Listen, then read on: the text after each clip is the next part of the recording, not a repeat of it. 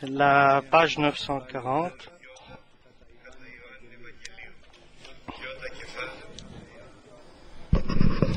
Nous allons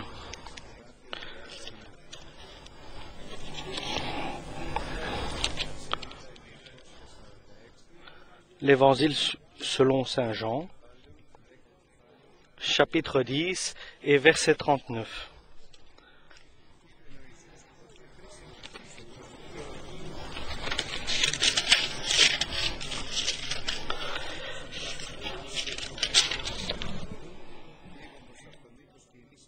Là-dessus, ils cherchèrent encore à le saisir, mais il s'échappa de leurs mains. Jésus s'en alla de nouveau au-delà du Jourdain. Dans la nuit,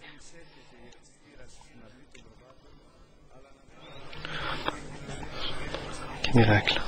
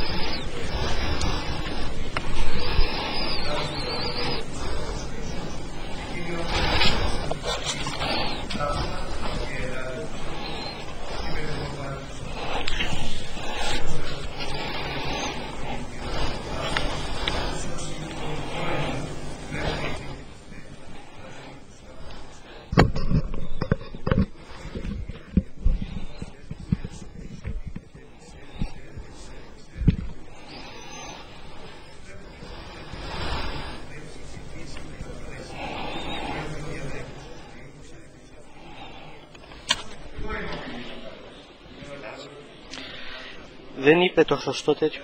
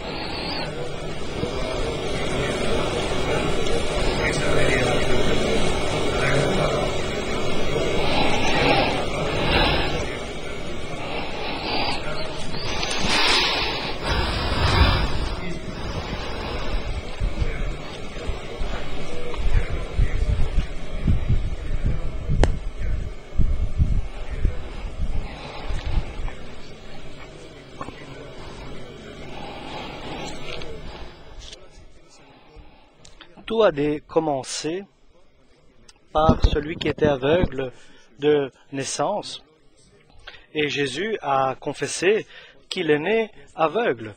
Mais il n'est pas né aveugle à cause de ses propres péchés et pas à cause des péchés de ses parents. Mais Dieu a permis qu'il soit né aveugle pour la gloire de Dieu et pour que Dieu et que Jésus soient glorifiés. Et en vérité, Jésus l'a guéri. Ses yeux se sont ouverts. Et à partir de là, l'aveugle est devenu voyant. Et lorsque celui qui l'a guéri s'est révélé que c'était Jésus-Christ, alors tout a commencé. Et tous ont commencé à approcher de sa propre manière. Parce que, chers frères et sœurs, la vérité est ce qui est différent. Tous ceux qui approchent Jésus, l'approchent avec sa propre manière. Chacun attend et demande. Chacun demande, veut et désire, mais selon sa propre volonté.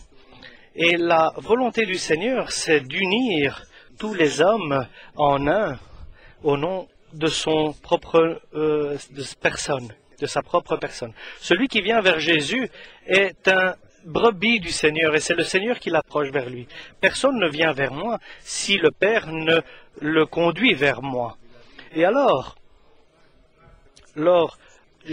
Dieu guide les hommes vers Jésus, alors il faut que Jésus intervienne pour que les hommes voient. Et comment il intervient?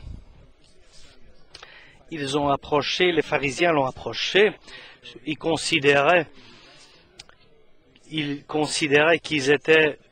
se considéraient eux-mêmes comme s'ils étaient les enseignants, ceux qui étaient consacrés à Dieu, et leur but dans leur vie était de faire apporter la parole de Dieu au peuple. Et les pasteurs étaient appelés, et Dieu les appelait aussi pasteurs, et ils étaient aussi nommés pasteurs. Donc ils guidaient le peuple. Lorsqu'ils ont approché Jésus a dit, « Je suis venu pour juger. » Et ça, je peux dire, c'est des premières œuvres du Seigneur. Moi, je suis venu pour juger, pour mettre les choses en place. Et il continue pour qu'ils voient ceux qui ne voient pas et que deviennent aveugles ceux qui voient. Et les pharisiens n'ont pas compris. Et ils ont demandé. Peut-être, nous aussi, nous sommes aveugles. Et la réponse était pour que les choses y mettent à leur place. Si vous étiez aveugle, vous n'auriez pas de péché. Mais puisque vous dites que vous voyez, c'est pour cela que votre péché reste sur vous. Donc, ce qui Dieu veut nous dire, Jésus-Christ, ce qui veut dire, ce n'est pas pour ceux qui sont nés aveugles, mais pour ceux spirituellement aveugles. Et il les sépare, et il nous sépare. Il nous sépare, tous les hommes qui approchent Jésus, à ceux qui croient, qui voient. Ils croient qu'ils savent, ils croient qu'ils marchent bien, c'est-à-dire, ils n'ont pas besoin de Jésus-Christ, ils n'ont pas besoin de la parole de Dieu, mais ils savent, ils voient, ils avancent. Ils ont un esprit ouvert et meilleur, et ils voient beaucoup de choses. Et ces choses-là, ils les comprennent mieux que les autres hommes. Et notre Seigneur vient et il met de l'ordre dans nos pensées, dans notre marche et dans son peuple. Ceux qui l'approchent. Si tu crois que tu vois bien, que tu as une bonne vue et que tu sais les choses, et si tu ajoutes mieux que les autres, en comparaison avec les autres, ce que nous dit la parole, et alors là, tu es insensé. Et l'important, c'est que tu es aveugle alors. Tu crois que tu vois, mais tu es aveugle. Si tu confesses à toi-même et devant Dieu et devant tout le monde que ce que tu vois est très restreint parce que tu es un homme, et la possibilité de l'homme est restreinte, comme dans le monde naturel. Derrière le mur, nous ne pouvons pas voir ce qu'il y a. Oui, je peux imaginer, je peux estimer, mais bien sûr dans le monde spirituel, derrière le mur spirituel qui est devant nous, que cela s'appelle par exemple le royaume des cieux, ou bien qui s'appelle le diable et le prince de ce monde qui apporte l'obscurité dans le monde. Si nous pouvons comprendre que, comme le monde naturel, notre vue est restreinte, et quelqu'un a besoin de nous montrer ce qu'il y a derrière ce que nous voyons, qu'il nous révèle, je répète, ce qui se trouve derrière nous, alors cet homme-là a la possibilité, en vérité, de voir ce qu'il y a derrière les choses qui empêchent notre avance.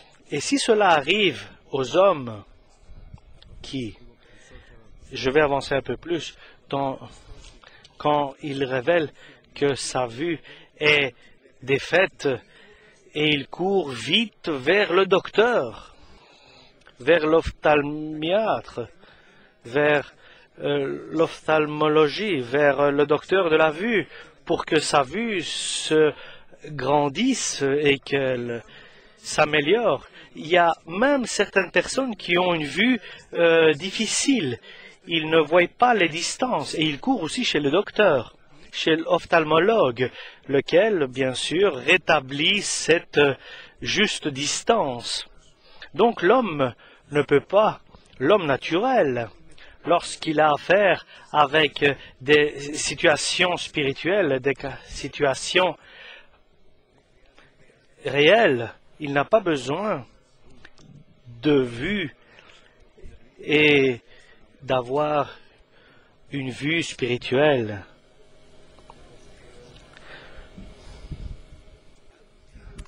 Et si notre Seigneur Jésus dit et confesse avec présence et autorité que sans moi vous ne pouvez rien accomplir, combien nous pouvons, si le Seigneur ne nous donne pas de vue, nous pouvons rien voir, nous pouvons rien comprendre. Notre connaissance est très restreinte de notre vision naturelle. Et ainsi donc, notre Seigneur vient, et ça c'est l'œuvre de mettre de l'ordre dans les choses. Ceux qui croient qu'ils voient, il ne peut rien faire. Parce qu'il ne peut rien faire dans la vie de l'homme si il ne demande pas. Demandez et vous recevrez. Demandez et vous trouverez. Cherchez et vous trouverez. Donc, des choses, le Seigneur, la parole de Dieu nous certifie et nous révèle. Homme, tu es très restreint dans la connaissance et encore plus dans ce que tu vois et encore très restreint dans tes capacités. Et nous devons nous rendre compte de cela. Nous devons avoir conscience de cela et l'accepter. Et prendre une position d'humilité, nous rabaisser alors. Si nous allons demander de l'aide du seul Seigneur qui est sage et qui est intelligent et qui est... Alors le Seigneur est capable de nous donner de la lumière dans notre vie et que l'obscurité s'en aille et qu'il nous donne donc une lampe qui est la parole pour que tu puisses marcher comme dans un endroit obscur. Et l'endroit est obscur, si toi seulement tu le déclares, je ne sais pas où aller, éclaire-moi. Il va te donner sa parole qui sera la clarté dans ta vie. Et en plus, il va te donner quelque chose encore plus. Il va te donner son Esprit Saint pour qu'il te guide dans chaque vérité. Et alors, tu seras l'aveugle qui a confessé et que Dieu t'a donné une vision spirituelle, une vision d'un aigle. Et ici, je veux rester un peu sur la vision de l'aigle, parce que il y a l'oiseau qui a une vue.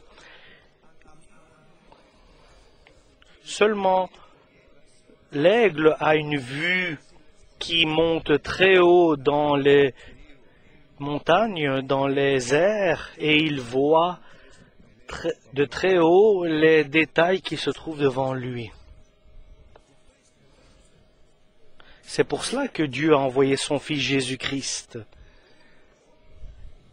Il est très sérieux que notre Seigneur nous dit, moi, je suis venu pour juger. C'est pour cela que je suis venu. Ceux qui croient qu'ils voient, qu'ils comprennent et qu'ils essayent, et s'ils comprennent, qu'ils ne voient pas, pour qu'ils viennent vers moi et qu'ils voient. Et ceux qui confessent qu'ils ne voient pas, que je puisse les visiter et les aider, je vais leur donner de la vision spirituelle et de la révélation spirituelle. Et certainement, les pharisiens n'ont pas compris, n'ont rien compris. Ils n'ont rien compris de tout cela. Ils n'ont pas compris aussi l'essentiel, les conséquences de leur inconscience et de leur incompétence.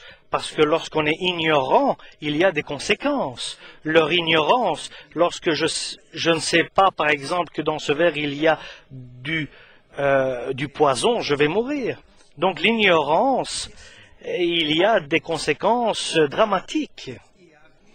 Et cette incompétence, cette inconnaissance, cette méconnaissance des choses apporte la destruction. Celui, par exemple, qui dit, celui qui va croire et qui va se baptiser, il y en a qui baptisent leurs enfants à 3 mois. Et bien sûr, là, il n'y a pas de résultat, il n'y a pas de salut. C'est un aveuglement spirituel. Ces hommes-là ont tous cet aveuglement. Ils croient que l'avenir va être révélé par les astrologues et tous ceux qui s'occupent des spiritualités occultes. Et bien sûr, cela apporte la mort. Et les pharisiens ont aussi un aveuglement spirituel. Ils ont la parole entre les mains parce que Dieu a donné à eux la parole, leur a donné le pouvoir de transmettre sa parole au peuple. Et au lieu de faire cela, ils ont abandonné la parole. Ils n'ont pas pris en considération la parole divine et ils ont ajouté des préceptes humains, des préceptes que eux-mêmes avaient créés. Et ceux qui voulaient arriver, ils ont empêché. Et c'est une spiritualité aveugle, avec comme résultat la mort spirituelle, et même pour eux-mêmes et pour ceux qui écoutaient. Et le Seigneur a dit quelque chose d'unique. Et même nous-mêmes, à un moment, nous le disons. Moi, je suis la lumière du monde, disait Jésus. Dans le monde actuel, il n'y a personne d'autre que notre Seigneur Jésus-Christ, qui est la lumière de ce monde. Et cette lumière, il ne la garde pas pour lui-même. Il le donne abondamment à ceux qui le cherchent, qui le demandent. C'est une lumière céleste qu'il leur donne, pour qu'ils puissent avec vous, vous êtes la lumière du monde. Vous qui vivez dans la lumière, qui voyez et vous êtes illuminés. Ceux qui se trouvent dans l'obscurité, vous êtes éclairés par la lumière divine. Et bien sûr, la parole de Dieu a pris chair. Elle est devenue être humain. Elle est venue ici sur la terre. Et non seulement, chers frères et sœurs, si tu reconnais ton aveuglement spirituel par ta nature et que tu demandes à Jésus sa lumière, il va te la donner. Il va t'éclairer pour que tu puisses comprendre et connaître comment tu dois marcher, quel est le chemin tu dois suivre et où tu vas arriver. Non seulement cela, non seulement c'est-à-dire pour toi, mais tu vas sauver toi-même et ceux qui t'écoutent. Tu sauveras aussi ceux qui t'écoutent.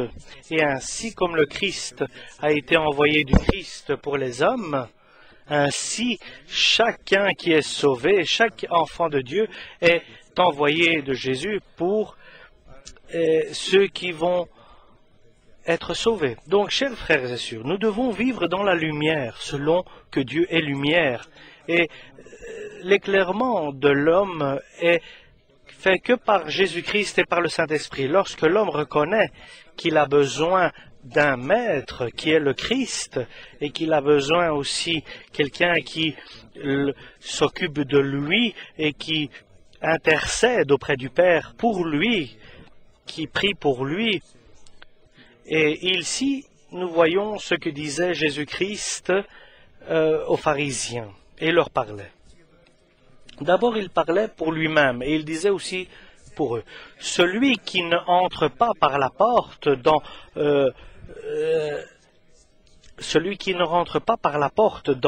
la bergerie, mais qui passe au-dessus de la porte, au-dessus du mur, est un voleur et un brigand.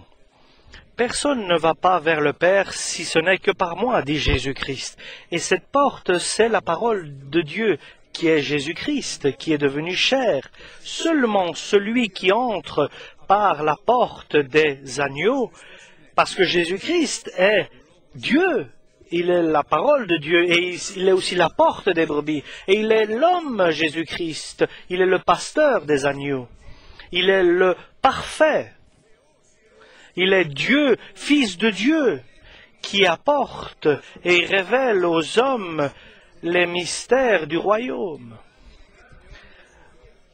La révélation céleste que celui qui est descendu d'en haut, et en même temps, avec la révélation qui lui a été donnée et le pouvoir qui lui a été donné, parce qu'il n'a pas pris en compte sa supériorité, mais il s'est fait petit, il s'est rabaissé, il s'est fait comme les hommes, et alors, il s'est rabaissé totalement, il s'est fait jusqu'à la mort, il s'est rabaissé, et c'est pour cela que le Père lui a donné un nom au-dessus de tous les noms, auquel, devant ce nom, lequel tout le monde devra se mettre à genoux, ceux qui se trouvent sous la terre, dans le ciel et sur la terre, devront se mettre à genoux devant lui. Et lui, Jésus-Christ, il est devenu modèle de ses disciples. C'est pour cela qu'il peut dire Jésus-Christ, il peut dire aux pharisiens. Et à chaque pharisien et à chaque ordre maître de la loi, et ceux qui passent à travers le mur, au-dessus du mur, et peut-être avec des enseignements et des préceptes humains, ou avec d'autres esprits, avec d'autres méthodes, sans la parole de Dieu, par exemple. C'est pour cela, avec autorité, il dit, celui qui monte par le mur et ne passe pas par la porte, mais est un voleur et est un brigand. Mais seulement celui qui passe par la porte. Et le seul qui est entré par la porte, c'était Jésus-Christ, lequel, puisqu'il est entré ici dans le monde, il n'a pas dit autre chose, ce que le Père lui disait, et il n'a pas révélé autre chose que la parole divine. Il était soumis totalement à la loi. Il était devenu pas simplement un auditeur passif, mais un auditeur qui pratiquait ce qu'il entendait. Il est devenu pasteur. C'est lui qui est entré par la porte, par la parole de Dieu, par la loi de Dieu, et il est devenu obéissant en toutes choses, en tout point, et il a accompli tout ce qu'il fallait accomplir, lequel est passé par la porte, lequel est le pasteur des agneaux. À lui, Dieu ouvre la porte. À lui, il ouvre largement la porte, qui est autre chose et n'est rien d'autre que la parole de Dieu. À lui qui veut passer par la porte, qui n'utilise pas de ruse et de philosophie et de opinions personnelles et des enseignements divers. À lui, Dieu ouvre la porte. Et lui entre.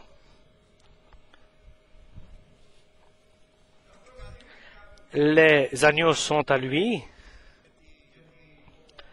parce que lui, il confesse, ceux que tu nous as donnés, ceux sont venus en nous.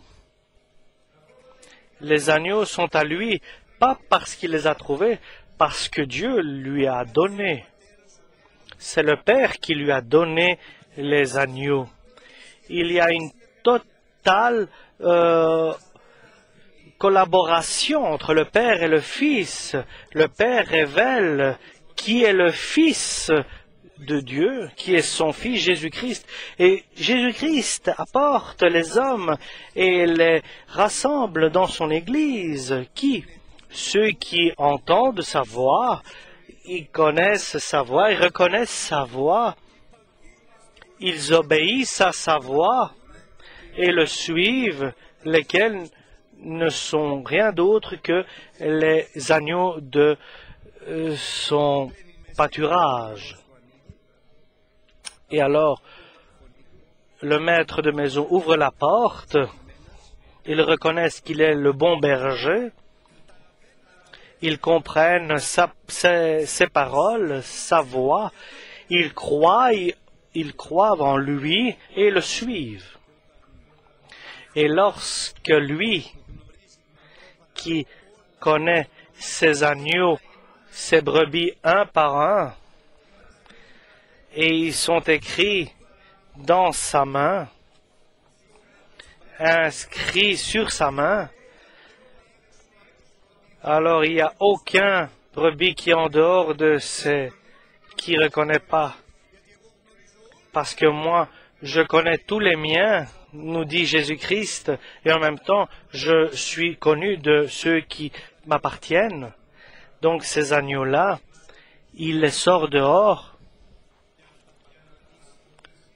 pour leur donner à boire, pour leur donner à manger. Il les guide vers de pâturages bien abondantes.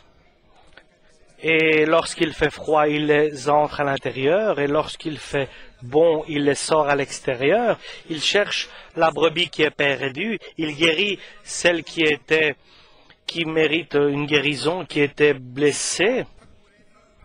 Il tond ses moutons, il prend soin de ses agneaux, et il n'attend pas de ses agneaux de gagner quelque chose, mais il met sa propre vie pour ses agneaux, pour ses disciples, pour ses enfants.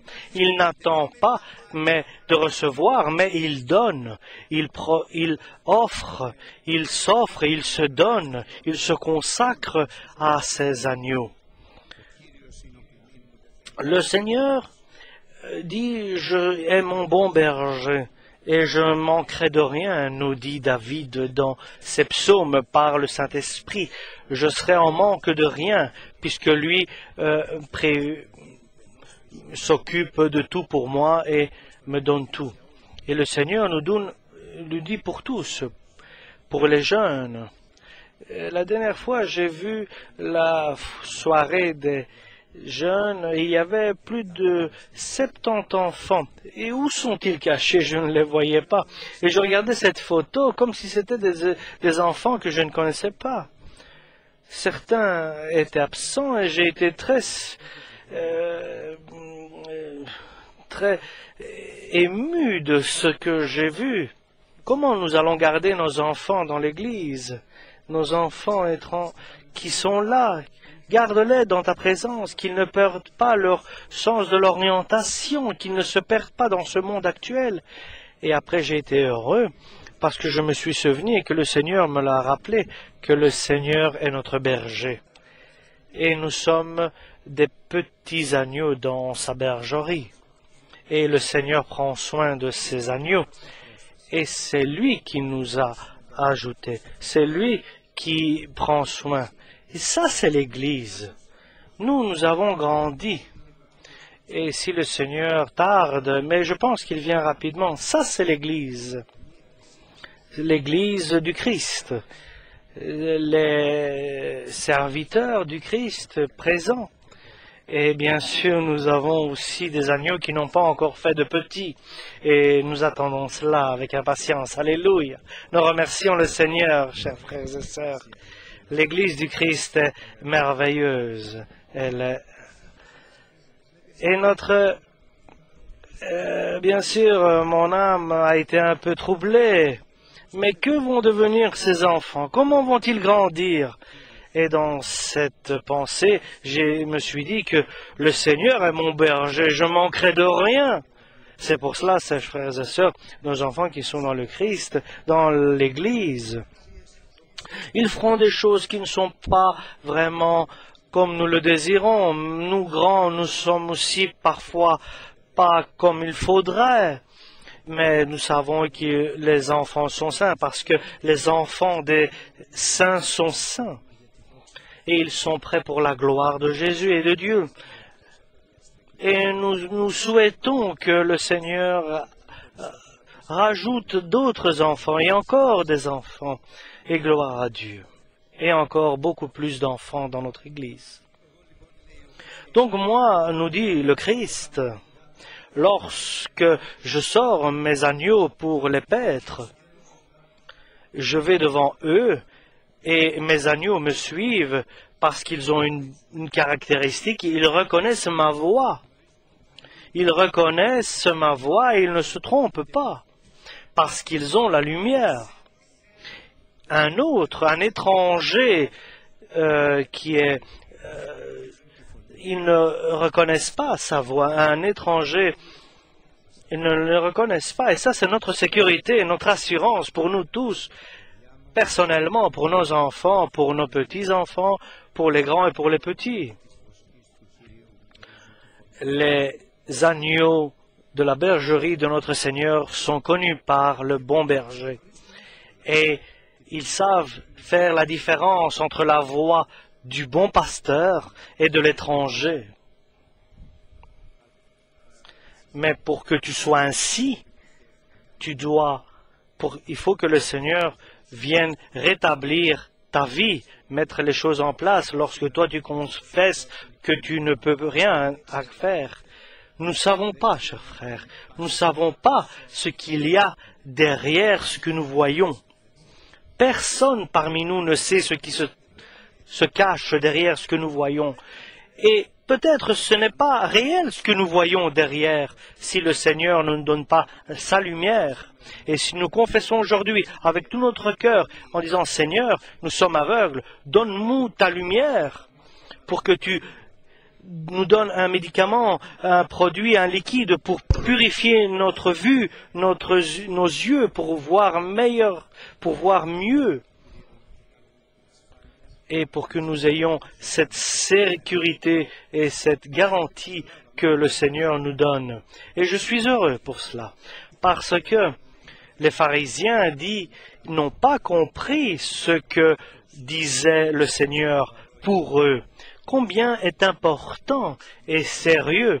Bien sûr, nous ne sommes pas plus intelligents que les pharisiens et que les maîtres de la loi, et nous ne sommes pas plus engagés qu'eux, et nous ne sommes pas meilleurs que les pharisiens, je ne dis pas cela. Et surtout, je peux dire même que la plupart de nous, nous sommes même pires qu'eux, mais nous avons pris la décision, c'est une caractéristique, une bonne, que sans toi, Seigneur, nous ne savons rien faire. Sans toi, Seigneur, nous ne savons rien. Notre espérance, c'est toi.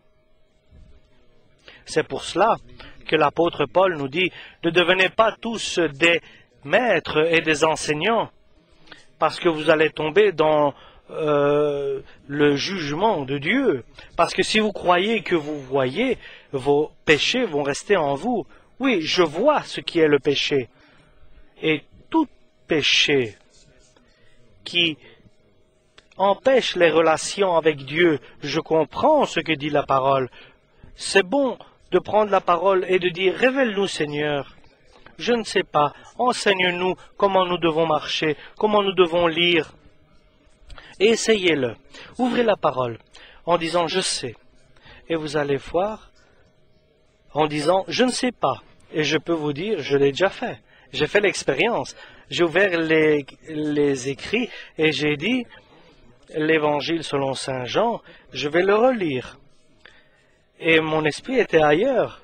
Je lis machinalement comme cela, par habitude. Et après, je me disais, mais qu'est-ce que je lis? Et bien sûr, sans ton aide, Seigneur, je ne peux pas lire. Aide-moi à lire ta parole. Et alors, quelque chose se produit, quelque chose se crée. Et même une petite prière a une grande importance devant Dieu. La première fois que je l'ai compris, et je l'ai compris assez souvent, c'est quand je cherche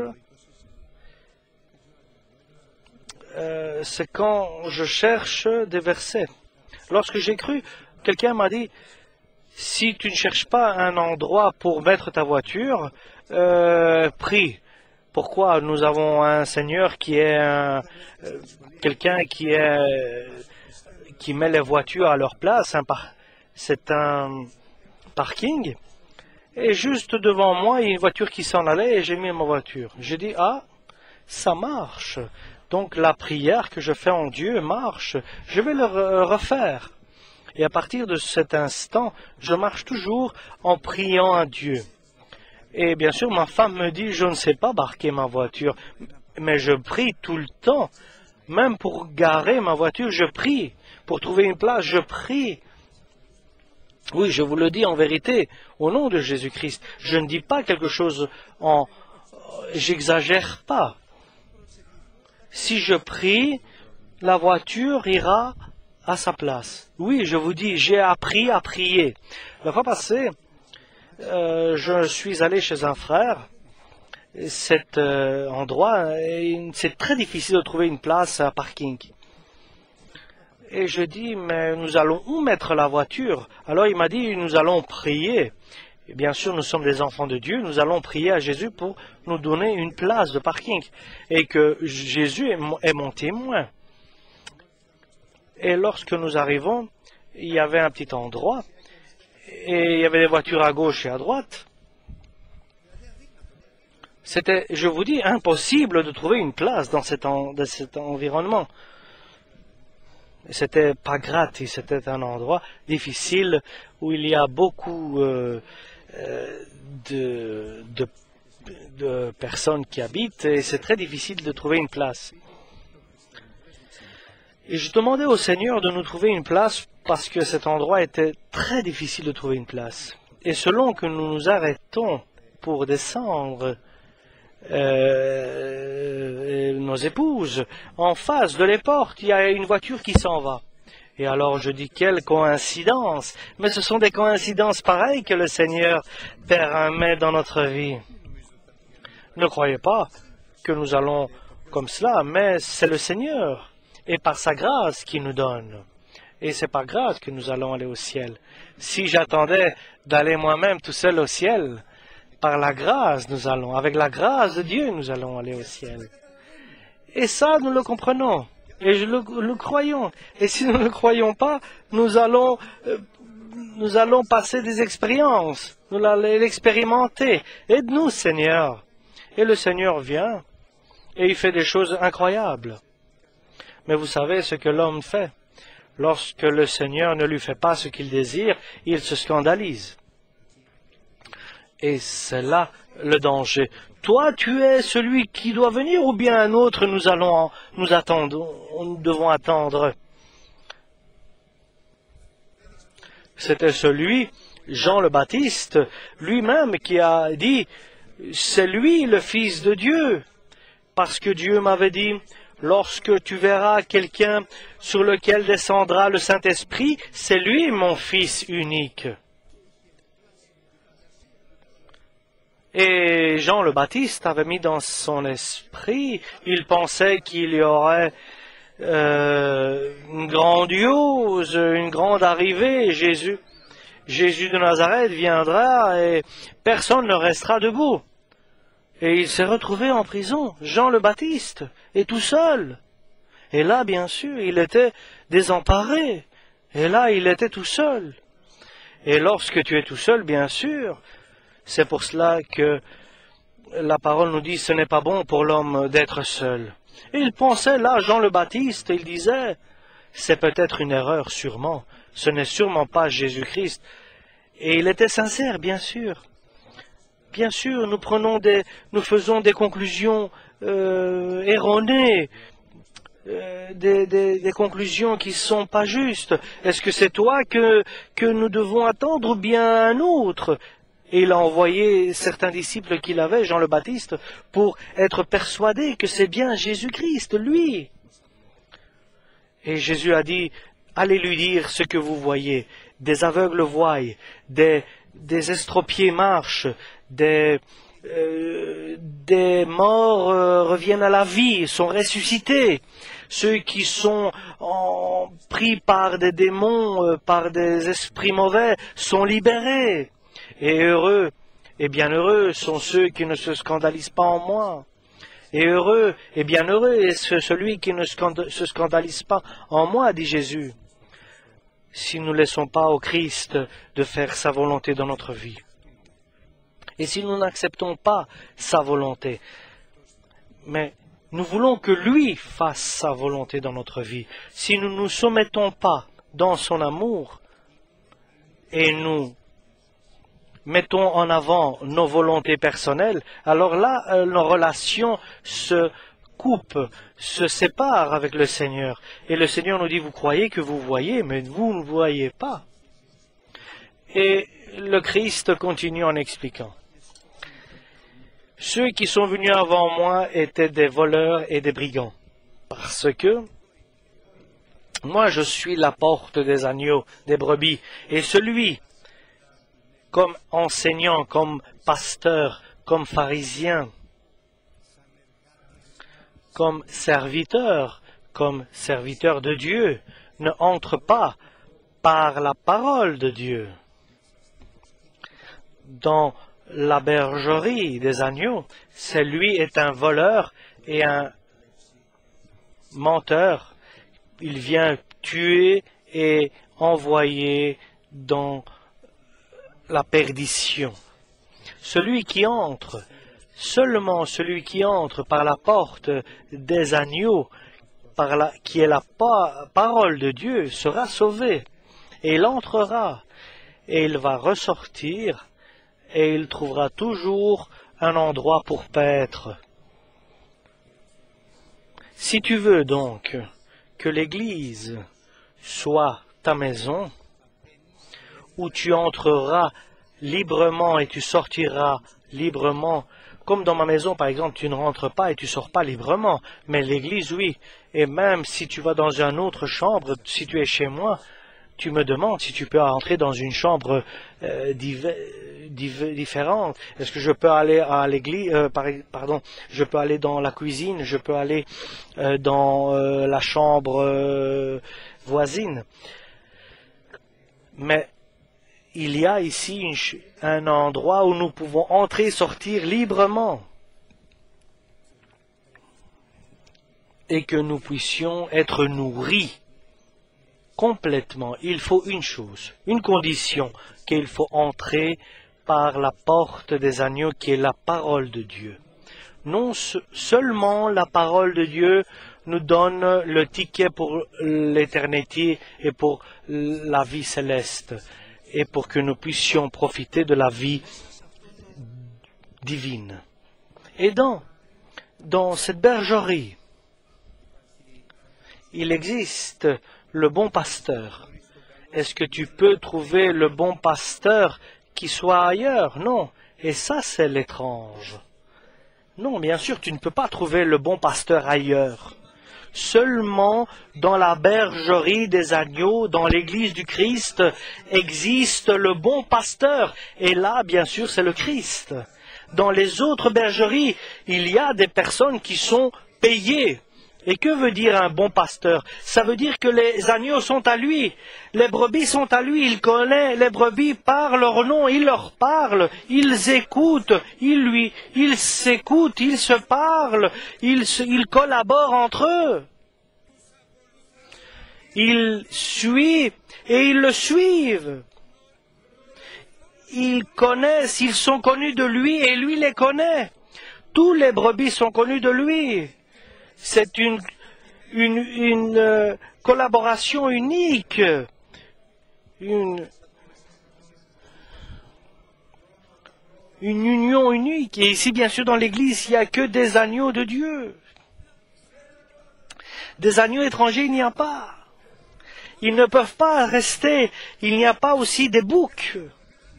Les boucs s'échappent, ils cherchent ailleurs, ils ne se soumettent pas à leur pasteur, ils n'aiment pas leur pasteur, ils ne reconnaissent pas la voix de leur pasteur.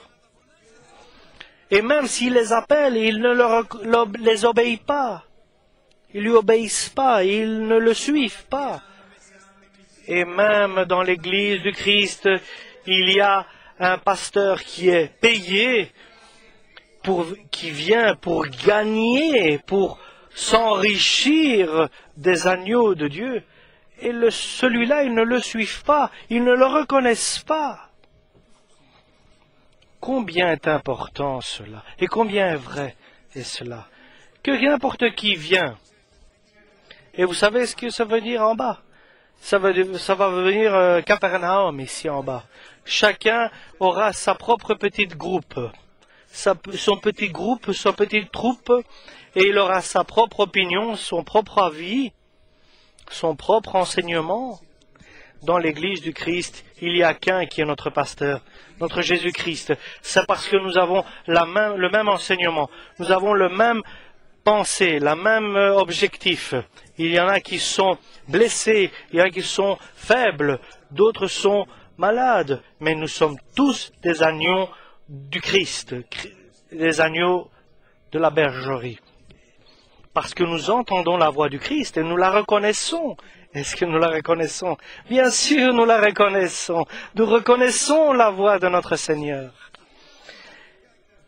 Mais bien sûr, même si l'homme ici qui prêche et qui fasse des fautes, même s'il ne connaît pas bien la langue, mais il sait que c'est le Christ qui parle.